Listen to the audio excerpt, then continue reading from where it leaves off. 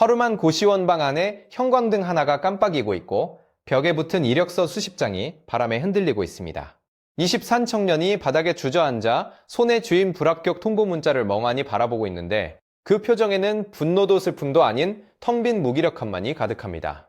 같은 시각 서울 여의도의 한 대기업 사무실에서는 58살 부장이 정년 연장 소식에 안도의 한숨을 내쉬며 자리에 앉아 있습니다. 이 두 사람의 운명은 정확히 하나의 의자를 사이에 두고 갈라지고 있는데 오늘 그 의자를 둘러싼 잔혹한 진실을 낱낱이 파헤쳐 보겠습니다. 2024년 12월 대한민국은 65세 이상 인구가 전체의 20%를 넘어서며 공식적으로 초고령 사회에 진입했습니다. 국민연금 수급 개시 연령은 점점 뒤로 밀리고 있고 60살에 퇴직하면 연금을 받기까지 5년이라는 소득 공백이 생깁니다. 이 빈틈을 메우겠다며 정치권은 법정 정년을 65세까지 올리자는 법안을 추진하기 시작했습니다. 언뜻 들으면 합리적인 이야기처럼 들리지만 그 이면에는 소름 끼치는 숫자가 숨어 있습니다. 한국은행 고용연구팀과 서울대 김대일 교수가 2025년 4월에 발표한 분석 결과를 보면 고령 근로자가 1명 늘어날 때 청년 근로자는 0.4명에서 1.5명까지 줄어드는 것으로 나타났습니다.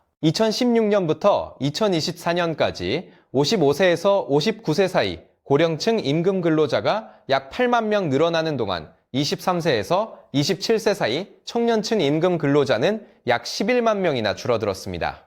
고령자 1명이 자리를 지킬 때마다 청년 1명 이상이 밀려난 셈이고 이것은 추정이 아니라 실제 벌어진 현실입니다. 그런데 왜 이런 일이 일어났을까요? 의자가 정해진 방에서 아무도 일어나지 않으면 새로 들어올 사람은 문 앞에서 기다릴 수밖에 없는 것과 같은 원리입니다.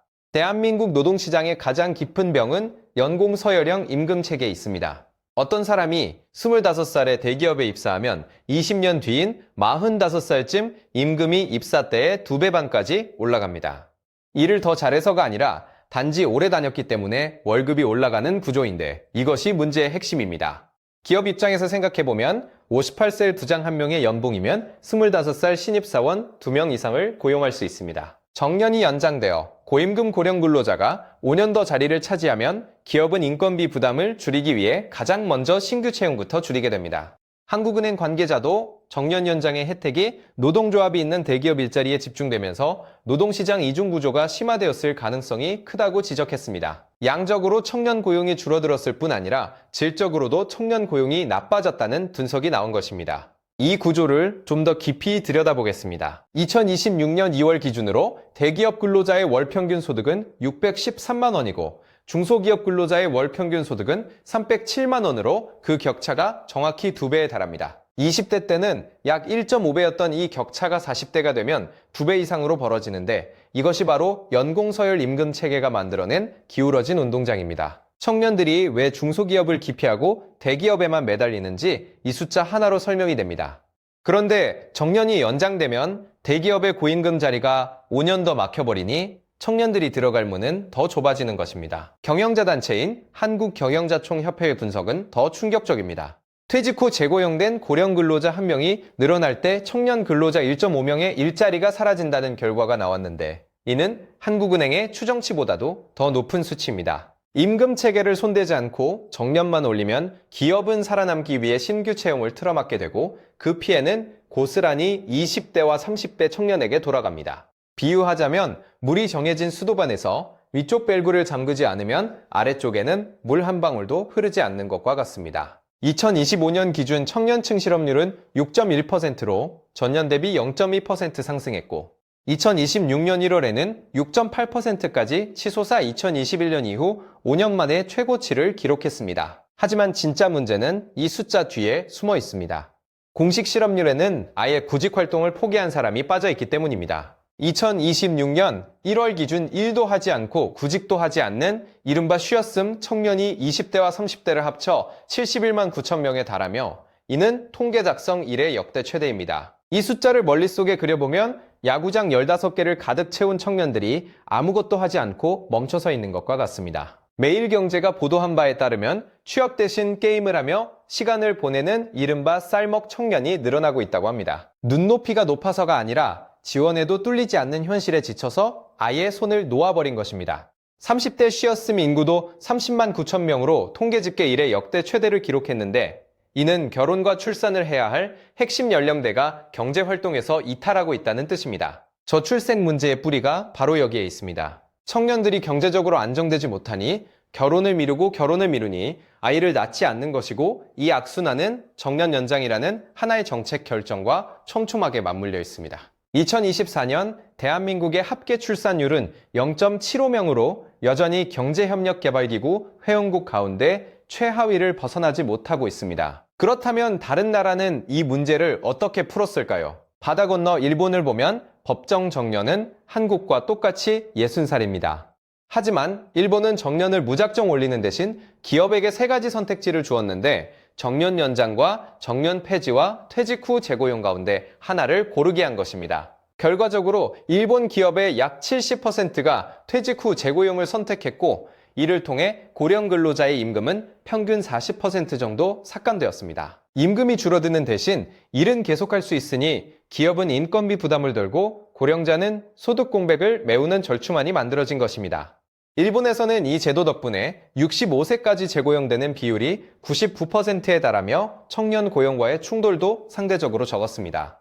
한국은행도 일본의 퇴직 후 재고용 방식을 도입하면 올해부터 10년에 걸쳐 65세까지 계속 일하는 비율이 50에서 70%까지 늘어날 경우 연간 성장률을 0.1%씩 끌어올릴 수 있다고 추정했습니다. 반면 한국은 임금 체계는 그대로 둔 채 정년만 올리려 하고 있으니 기업이 신규 채용을 줄이는 것은 불보듯 뻔한 결과입니다. 더불어민주당은 2029년부터 3년마다 1세씩 정년을 올려 2036년에서 2041년 사이에 65세 정년을 완성하겠다는 안을 검토하고 있지만, 노사 양측의 합의는 여전히 요원합니다. 노동계는 법으로 곧바로 65세를 못 박아야 한다는 입장이고, 기업은 법정 의무화에 반대하며 재고용 방식을 주장하고 있어 평행선을 달리고 있습니다. 이 사이에서 가장 목소리가 작은 집단이 바로 20대 청년들입니다.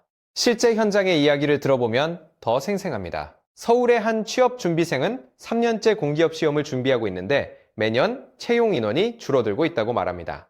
그가 사는 고시원 월세는 50만 원이고 부모에게 손 벌리기도 미안해서 편의점 야간 근무를 병행하며 버티고 있습니다.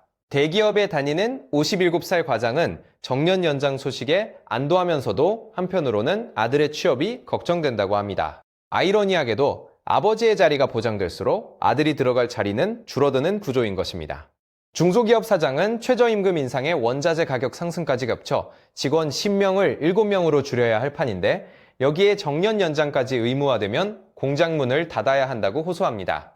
2025년 한국개발연구원의 분석에 따르면 2050년이 되면 청년 인구 비중이 11%까지 떨어질 전망입니다. 청년 인구 자체가 줄어드는데 그 적은 청년마저 일자리에서 밀려나면 누가 이 나라의 경제를 떠받칠 것인지 답이 보이지 않습니다. 인구 구조의 변화는 분명히 정년 연장으로 인한 세대 간 대체 효과를 약화시킬 수 있지만, 그것은 먼 미래의 이야기이고 지금 이 순간 고시원에서 불합격 문자를 받는 청년의 고통은 현재 진행형입니다. 한국 경제가 보도한 것처럼 연공 서열을 허무는 임금 체계로 바꾸지 않으면 청년들이 구직 자체를 포기하는 현상은 막을 수 없습니다. 대한민국 노인 인구의 소득 빈곤율은 35.9%로 경제협력개발기구 평균 14.2%의 약 2배 반에 달하니 고령자의 고통도 결코 가볍지 않습니다.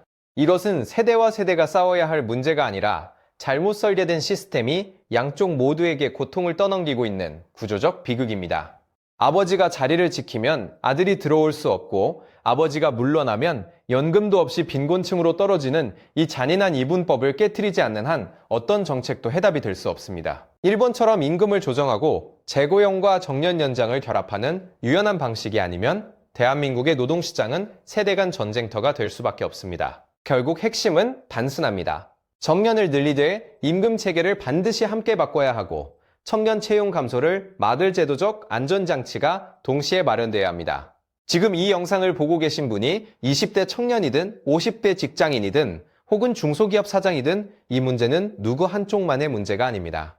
의자 하나를 두고 세대가 다투게 만드는 것이 아니라 의자의 수를 늘리는 방법을 찾아야 합니다. 연공서열이 아닌 직무와 성과에 기반한 임금 체계로 전환하고, 퇴직 후 재고용을 법적으로 뒷받침하며 동시에 청년 채용을 늘리는 기업에 실질적인 혜택을 주는 것이 답입니다. 이것은 어느 한 정당이나 한 세대의 문제가 아니라 대한민국이라는 배에 함께 탄 모든 세대가 멀리를 맞대야 할 과제입니다. 고시원에서 불합격 문자를 바라보던 26살 청년과 사무실에서 안도의 한숨을 내쉬던 58살 부장이 서로를 적이 아닌 같은 배의 승객으로 바라볼 수 있는 날이 와야 합니다. 그날이 오려면 지금 이 순간 우리 모두가 이 문제에 관심을 갖고 목소리를 내야 합니다. 여러분은 정년 연장에 대해 어떻게 생각하시는지 아래에 의견을 남겨주시면 다음 영상에서 더 깊이 다뤄보겠습니다.